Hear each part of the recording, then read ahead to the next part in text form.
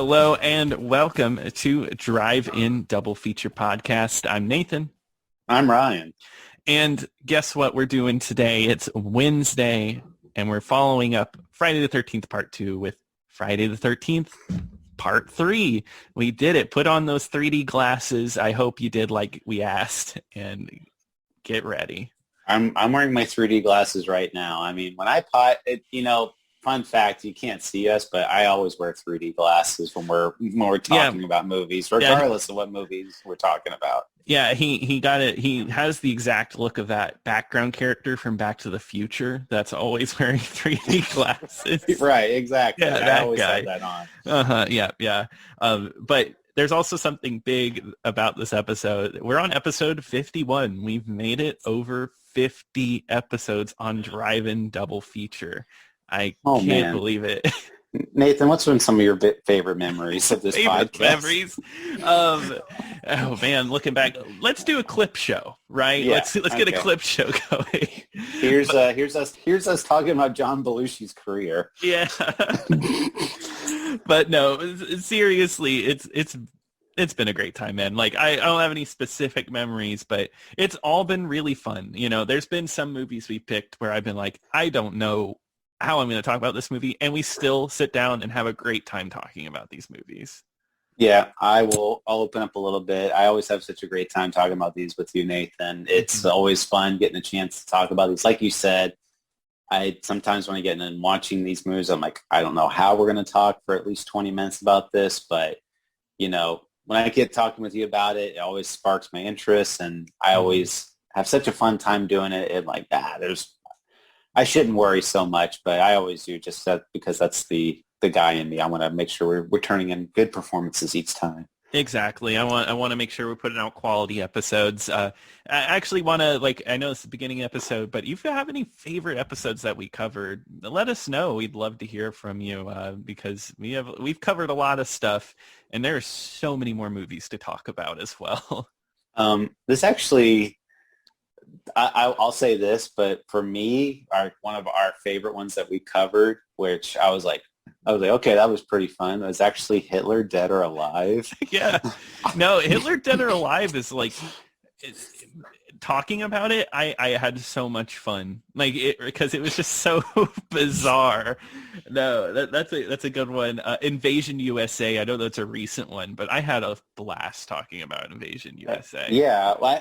Anytime you see our episodes where it goes beyond the 25 minute mark, we had a lot of fun talking about it. Yeah, exactly. God, yeah. So there's definitely some good stuff, and hey, we got some good stuff coming up. I guess to move into episode 51, Friday the 13th, Part 3. You've said you've seen this one before, right? Yes, I have seen it. Again, not in 3D. Yeah, and I did not watch this in 3D for this, which is unfortunate because I feel like I would have gained a lot more fun out of this if it was in 3D. Right. Well, I do want to ask you, because I wanted to, do you have any 3D movie experiences or any ones that you remember seeing in 3D or you had a good time? Yes, yeah. So I remember going to see a classic 3D. Spy Kids 3D. I was the right age for Spy Kids. I saw Spy Kids 1 in the theater. I don't think I saw the second one in the theater, but my dad took me out to see Spy Kids 3D with the glasses and everything. I had so much fun as a kid. I mean, that movie's not very fondly remembered, but when you're a kid watching it, you have the spectacle of the 3D and everything. It's just a lot of fun. Yeah. Well, what about you? Yeah, I remember seeing that one in theaters too with the 3D glasses. And this isn't necessarily a movie because I've seen a lot of I used to work in the movie theater at one point, so I could go see a lot of movies in 3D, so I wouldn't have to pay the extra cost. So I'd just see it in 3D just for the heck about it. And it'd see the real 3D movies with the clear glasses, which they look good, but it's not eye-popping 3D where I'm just going whoa. Yeah. I remember the first time I saw one of those was with what is it, Coraline? I think that was my first real 3D movie. And it's more about layers popping out more than the spectacle of things coming out at you. Right. It's more like the foreground is very prominent. It's like a very blurry background, kind of. Yeah, So pretty much. It hit a point for a lot of people, including myself, where I think we just like stopped going to those real 3D showings. It was more money for not much else. well, you could tell me. I haven't been to the theater in a very long time for obvious reasons, but are they still pumping out 3D movies? From what I haven't seen a 3D movie in years and years and years, but I think every once in a while for like a Marvel movie, you might see a real 3D showing, but otherwise you don't really see those. I think the last 3D movie I saw in theaters was Endgame. So, Yeah, so that would make sense. I don't even know what my last 3D movie was. but one last thing was the very first time I remember utilizing 3D was actually, well, I guess my first one was at one of the Disney rides or something like Yeah, that. well, theme parks, yeah. But my very first time I remember like the traditional 3D with like the red and blue lenses was actually from Nickelodeon. They actually had like special episodes of like Hey Arnold and other ones where it's like, now time to put on your 3D glasses. And you'd have to get the 3D glasses by getting them off of like Kraft mac and cheese boxes.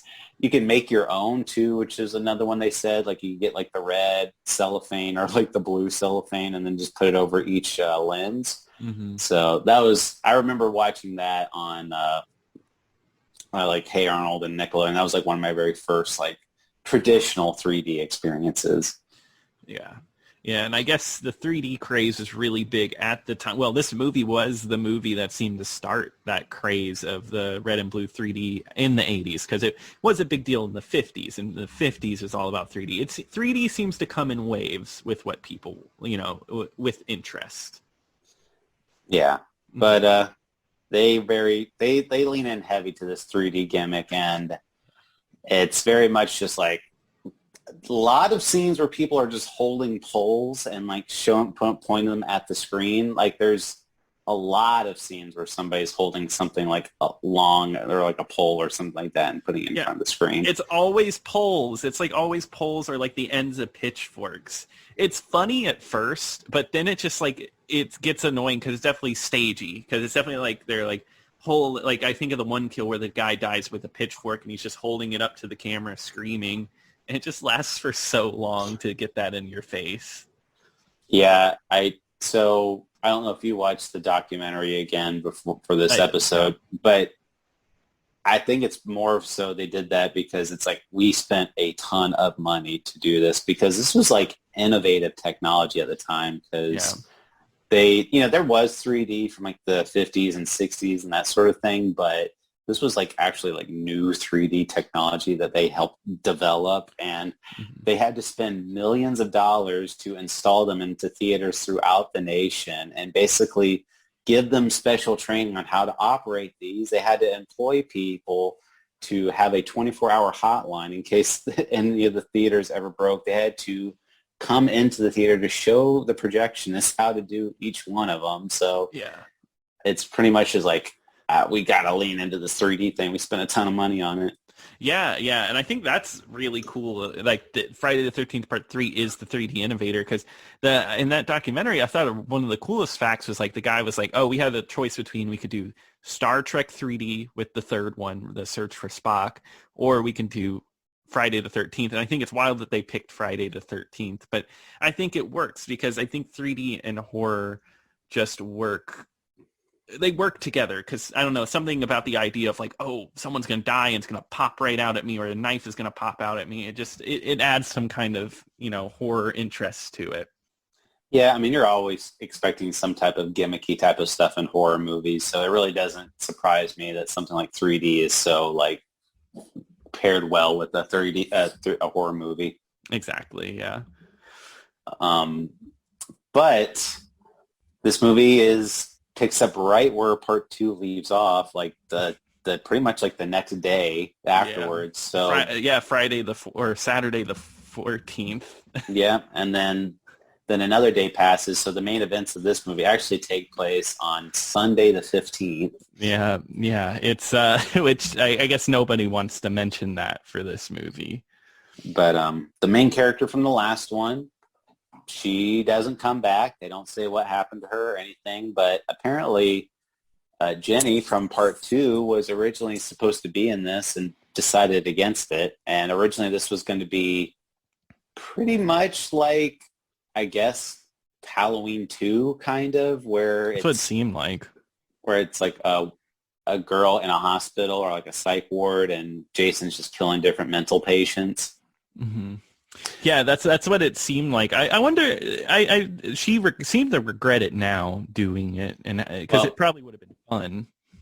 well, looking at her career path, it didn't look like she did a whole lot more after this. So she's probably like, I should have just done it, and then everybody, I would at least had two really famous movies under my belt where I could have been the star.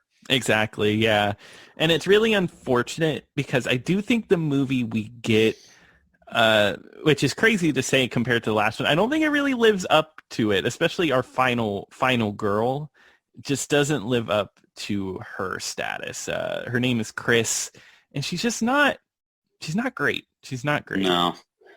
And I really didn't like any of the characters in this movie. I mean, No. so what I liked so much more about one and two, not so much, but it still had some, was that the characters in there actually felt like real people. Like they actually had like, they weren't like so one note where it's like, oh, I'm the funny guy, or oh, I'm the guy that loves sex, or I'm the, I'm the whatever. Hmm. So, and this, in this movie, it very much feels like it's starting to go down that path of like the slasher, where it's just like, you got to have the stoner, you got to have the couple that has sex a lot, you got to have the guy that tells jokes, you got to have the virginal girl. So No, yeah, exactly. That's the way I felt this whole movie. It was like, oh, all right, we're just leaning into the just having the same characteristics, just easy for everybody to have something to relate to. I don't know. It's a bit annoying. The nerd character in this being, oh my God, I did not like this guy at what? You didn't all. like Shelley? No, I did not like Shelly. He's a goofy looking dude. And he's such a drag because he's like, so he does the thing that I hate seeing in slashers where he pretends to get murdered multiple times in the movie to with get with attention. with movie makeup too, so it's not like him just like, oh, like falling over fake. It's like he goes out of his way to looks like his head was split open. Yeah, dude brings in like a scuba suit, like a gun, and like plans on like popping out at people pretending to like kill them. He's just like an asshole. And then he complains because the girl that's his date, he's like, oh, well, no one likes me. You don't have to say it. You think I'm worthless. It's like, maybe people might Yeah.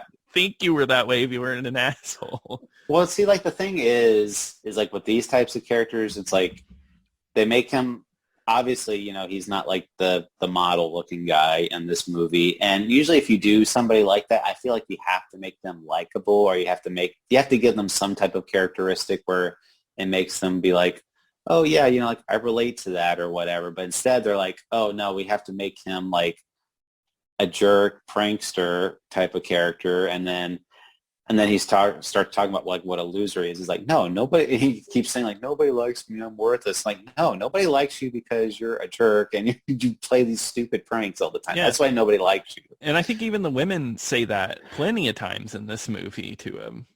Oh, and the other thing too I hated about him was like, so he doesn't do anything with this girl to, try to woo her or anything like that. He pretty much, he's like talking to her in the cabin, and then he's pretty much like, I like you a lot. Like, I think we could, start dating or whatever. And she's like, Shelly, I'm sorry. I just don't really see you that way. He said, but, we could be friends. We could talk or whatever. And she's like, I'll be right back. And like, as she's walking out of the room, he just says, bitch. Yeah, I was like, that's so mean. Yeah. I'm like, But no, she doesn't owe you love just because you're there. yeah, exactly. And he gets his due though, because he does die, and one of the people doesn't believe him because he pretended to be murdered so many other times. Except she should have probably believed him because it probably looked a lot more real than than every other time. But what I love about that death is she sees that he's dead and then decides to scream like, "Oh, Shelly's dead! Shelly's dead!" after he's obviously murdered. Like, that's the best course, to start yelling that everywhere. He fell on a knife and slit his throat open. Yeah. So the pothead character didn't do much, but he at least made me laugh. I thought the stoner guy was at least silly. But it was very stupid. The whole Which like is super stoner deal. right. I mean, that's pretty much like his whole character. Him and his girlfriend is like they like to smoke weed, Yeah, and that's it. that's all they do in the movie. And it's funny because I was reading that the guy that plays the pothead, he apparently hates this movie. And like Really? he actually told Steve Miner like at the premiere about how much the movie sucked. And Damn. so he's one of like the few people after Friday the 13th that like say like how much they hated the movie afterwards. Wow, really? Did he not know what he was getting into? I was like, did you not see the other two movies or what? Like, Yeah, like come on. I was expecting a really serious acting gig, man. Yeah. But you got this hockey mask dude chasing after us. Speaking of which, hockey mask Jason appears in this movie. The quintessential Jason look happens in the third movie. Which, which is funny because like, I mean, it's not like it's not played up for like this big moment or anything. He just grabs the mask because that's what's available to him. Yeah. It's not like no fanfare or anything. It's just there, and he uses it for the rest of the movie.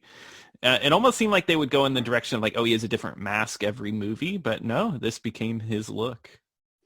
Yeah, and it works, and it's so iconic at this point that I don't think anybody cannot think about Jason when they see a hockey mask. Yeah, exactly. It's just Jason's look. It made him an icon, just how it is. And Jason in this movie, he's starting to become less bumbly human. Like he's starting to become more almost supernatural, powerful, just murderer.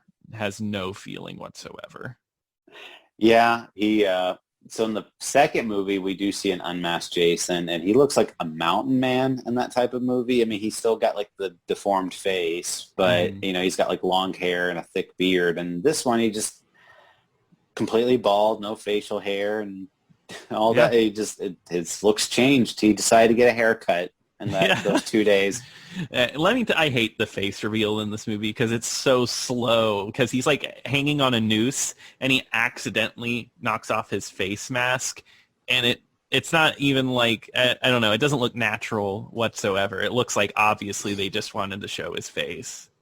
Yeah, I did not like his face. And towards the end of the movie, there's like a scene where like Jason pops, like looks out a window and you see like he's got like a big goofy grin. I was like, That's right. "Ugh." I was busting out laughing because the girl thinks she gets away and she looks up in the window and Jason's like pounding on the window smiling like almost like a killer clown. It is the silliest imagery in this whole movie.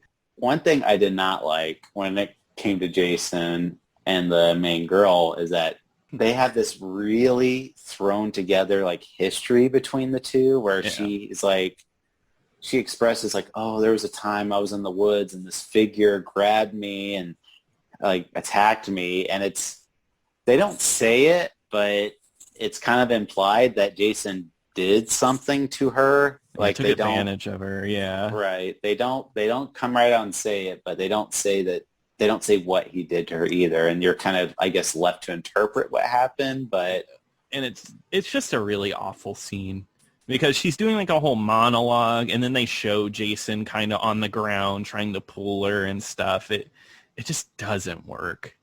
no. And I don't like, Jason already has enough of a motive, like just kill teens because, you know, he hates teenagers Yeah, and he doesn't need a sexual element.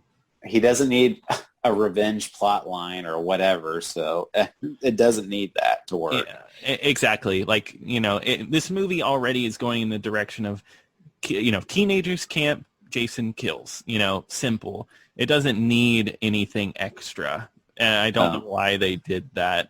because this movie doesn't have very much depth to even begin with.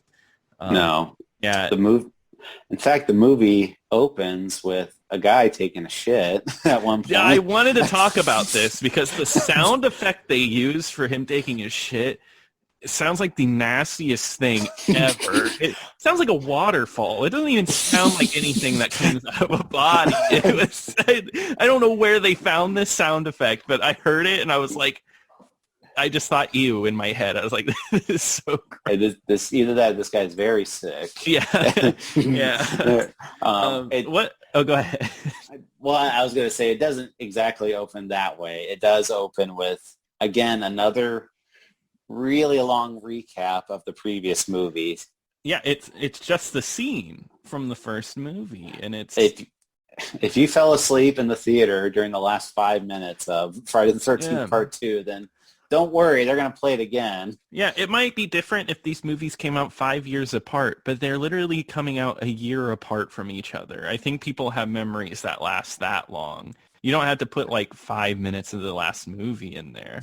Well, I mean, like, I don't know who it's for, because even if you are a huge fan, you already know what's happening. But let's say you're walking into this movie completely blind, and then you see the last 5 minutes of Friday the 13th Part 2, and you're still confused, like, well, who's that? And then you're waiting for this blonde girl to show up, and she never shows up in the entire movie. Yeah, that whole scene bears nothing on the rest of the movie other than understanding who Jason was. But I feel like you could watch this movie and just understand, oh, there's a killer. He's the bad guy. He's murdering people. But yeah, it does pick up, like I said, where Part 2 ends, and it's like this couple that lives at a general store, and like they live in the back. The guy in this movie, he like eats food off of his shelf and like puts it back, and and then he takes a shit, and then he hears a noise. Now let me ask you, if you were in the middle going to the bathroom and you heard a really spooky noise, or like you're like, I should go investigate that, would you do what he did and just pull up your pants, like, and not wipe at all? Or would you like, if I was scared enough? But if it was just like, sometimes that happens when you're in your house, right? You hear a spooky noise or some kind of crash from another room. It's usually not so urgent that you can't wipe, Well, that's what I'm saying. It wasn't like he was being attacked. He just heard like a noise. Like, what was that? It could have waited the 30 seconds or whatever to clean himself. You could have just done like a light wipe or something. At least something, especially after what I heard that was coming out of him. You want to clean yourself up. Yeah, we need to break out the wet wipes for that one. Yeah. No, I agree. So the intro of this movie, I thought I was going to get something a little bit better, just because it didn't take place at summer camp. And I was like, oh, okay, they're going to do something in the town. It's going to be a little different. But no, it ends up going back to the camp. Yeah. And they definitely, the guy that was taking a shit, they should have, if he came around, 30 years later, they should have gotten him to play Mario instead of Chris Pratt. Oh, you think so? He looks just like Mario. Okay, yeah. I guess I didn't see it, but you know what? Yeah, they put really a little red cap on him. There you go. I mean, I'd say Chris Pratt looks just like Mario, but he sounds like him. That's for sure. Oh yeah, that's what I thought when I watched Parks and Rec. But no, I agree though. Going back to what you said, is I wish they would have done something a little different. Like, instead of him terrorizing camp, he could have been terrorizing a small town.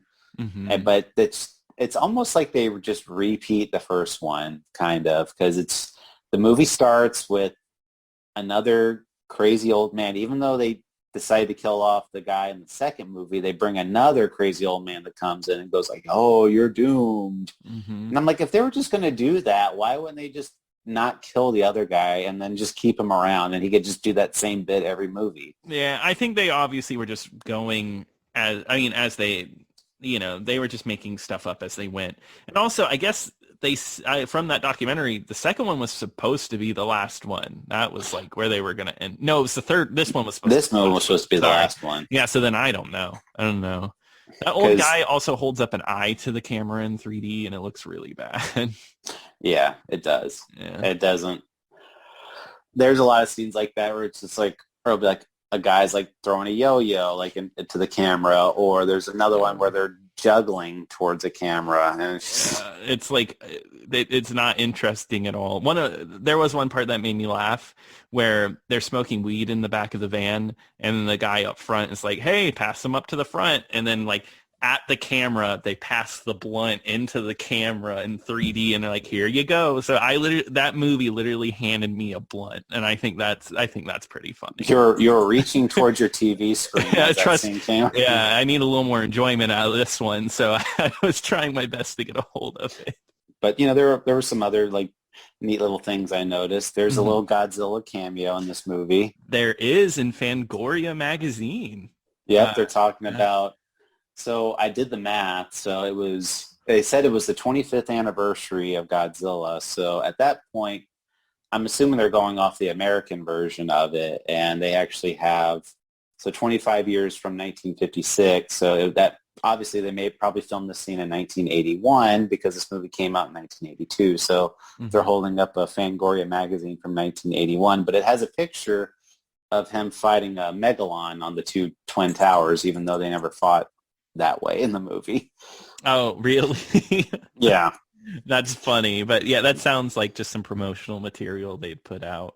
Right. But I just was like, oh, there it is, Godzilla. Yeah, I knew as soon as I saw it, I was like, oh, yep, we're going to have to talk about that on the show. Godzilla makes a cameo. So I guess now is a good time. What do you think of the kills? Because that's always the big thing. There are some really cool kills. There's really a really iconic one here that I love, and that's the one where the dude's like Jason crushes a guy's head and his eye pops out into the camera. That one's pretty awesome. There's one that I thought was lame. They kill somebody just like they killed Kevin Bacon in the first movie. I think that was a little lame. But overall, I actually thought the kills were pretty. The makeup and the effects were well done. It wasn't. In 2, my big issue was they cut around the kills because they had to. In this one, you see a lot more of them. Yeah, they do show a lot. There's one where a guy's doing a handstand and Jason basically just like chops him in half lengthwise. Yeah, that one is brutal because there's like a camera under it. They shot it like under glass pane, and you see just like the body drop and the blood fall out. I was like, that was brutal. Yeah, that was a good one. Yeah, did you like the kills? Yeah, I mean, I think they're starting to evolve a little bit, and the eye popping one is probably like, I think they always mention like that's like one of the most iconic kills from the series. Yeah, but there's some stuff in like that I thought was kind of dumb too, where there's like this biker gang subplot, which I'm like, I didn't understand. It just seemed like they were in there just to add to the body count, where it was like they ran into these bikers at a convenience store and there was like a big misunderstanding, or they were bullying them, and the bikers try to follow them to the camp, and then Jason ends up killing the bikers. But it's really weird because he kills one guy, you think he's dead, like he basically like bludgeons the guy to death and you think he's dead, but then at the very end of the movie where Jason's about to kill Chris, one of the bikers like wakes up and tries to help her. yeah. And like I'm like, one, how is he still alive? 2, she doesn't know who he is and he doesn't know who she is. So Exactly. why is he helping? Like, you portray him to be like this jerk, and now all of a sudden you're trying to make him like into a hero. Yeah, it was to the point he came to life, and it took me a second to have to realize who this character was because it had been so long since he had died. And it seemed like the biker subplot was going to be so pointless because they pop up, they get angry, and then they all die. They're just cannon fodder. But then he does come back to life, and he actually ends up saving Chris so she could live in the end. Otherwise, it seemed like she was going to die. There was like, I remember there was another thing too I read where at one point that biker guy was supposed to live, and he was supposed to leave there with Chris. Really? And I'm like, that would have been really weird. One of the alternate endings was that Chris was supposed to get murdered by Jason. Mm-hmm. Yeah, a much more dark ending. What did you think? I really did not like how they redid the dream sequence from the first movie. Yeah, I hated it. I hated it. I'm tired of dream sequences in these movies. They do one every single movie now, and I'm just like, it's like, why? Yeah, like, why is this? It was so cool in the first one because you didn't know for sure. Yeah. But in this one, it's like, okay, now I know there's going to be some stupid jump scare at the end. Exactly. Yeah. No, that's it. The first one does it so well, but when you know it's coming, it just becomes boring. I think it's odd. I mean, I get it. It's a horror franchise. It needs to have a reason and like thematic similarities, but not you just don't make the same movie again. That makes no sense. Right. Well, and then this one too, the first one, Jason as a little boy comes out of the water and snatches Alice underwater. And this one, it's Mrs. Voorhees as a zombie, like coming like back. worms in her and stuff. Yeah. And I'm just like, what? Like, no. Yeah. And here's the thing. If it's a dream sequence, Chris has no idea of the Jason lore or anything, or even who Pamela Voorhees is. Why is she dreaming of Pamela Voorhees? Well, that's what I was wondering. Like, did she act? I don't think she even saw her dead body at any point, did she? No, she did not. Yeah, only connection she has is she was attacked by Jason once, and she doesn't know any of his backstory or anything. It's weird. Yeah, it makes no sense. It's just like, there's like, oh, we gotta. I guess since they thought this was going to be the last one, they're like, oh, well, we have to recreate the ending from the first movie. Mm-hmm. But spice it up a little.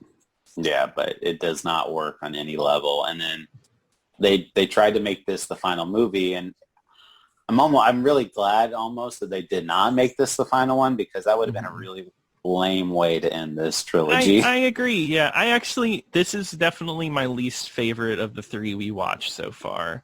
It just isn't. I don't know. It just feels very lame. It feels like the whole shtick has gotten tired. So, it's just a little sad. So, well, I'm actually, like you said, I'm happy they went on to do so many more after this. So they only did one more. It's because that next one's called Final Chapter. Oh, well, Ryan, you're going to be in for a surprise. Oh, wait. Well, we're doing a different movie on Friday, right? Oh, well, just you wait and see. Wait, Ryan, we're doing all these movies in a row. We're watching them all in a row. You should know. We finished recording. We're watching the next one. Yeah, we stop recording, go watch a movie, and then come back here. Yeah, we're always making content. But no, I'm guessing you feel much the same way. Is this your least favorite of the bunch so far? Oh, definitely. I mean, it's going out in chronological. That's how I'd rank them. I mean, first, second, third at this point. Same here.